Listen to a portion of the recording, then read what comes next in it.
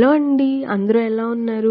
ఈరోజు చామదుంపల పులుసు ఎలా చేయాలో చూసేద్దాం. ఫస్ట్ స్టవ్ వెలిగించి ప్యాన్ పెట్టుకొని దాంట్లో ఆయిల్ వేసుకోవాలి. ఆయిల్ హీట్ ఎక్కిన తర్వాత ఎండుమిర్చి, చిన్నులపాయలు, తాలింపు గింజలు, కొంచెం పసుపు, కరివేపాకు వేసుకోవాలి. తాలింపు వేగాక దీనిలోకి ఉల్లిపాయలు యాడ్ చేసుకోవాలి. ఉల్లిపాయలు మంచి గోల్డెన్ బ్రౌన్ కలర్లో రావాలి. ఉల్లిపాయలు మంచిగా ఫ్రై అయిన తర్వాత దీనిలోకి ఒక టొమాటో యాడ్ చేసుకోవాలి. కొంచెం సాల్ట్ వేసి మూత పెట్టి ఒక 5 మినిట్స్ దీన్ని మగ్గనివ్వాలి.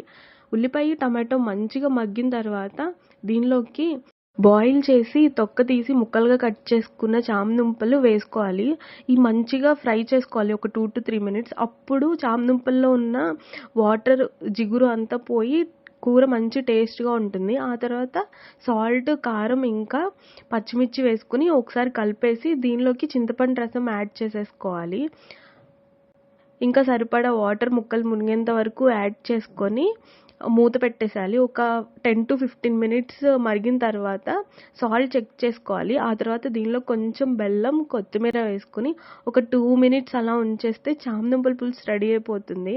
వేడి వేడి వైట్ రైస్లో తింటే చాలా టేస్టీగా ఉంటుంది. Please subscribe our channel. Bye bye.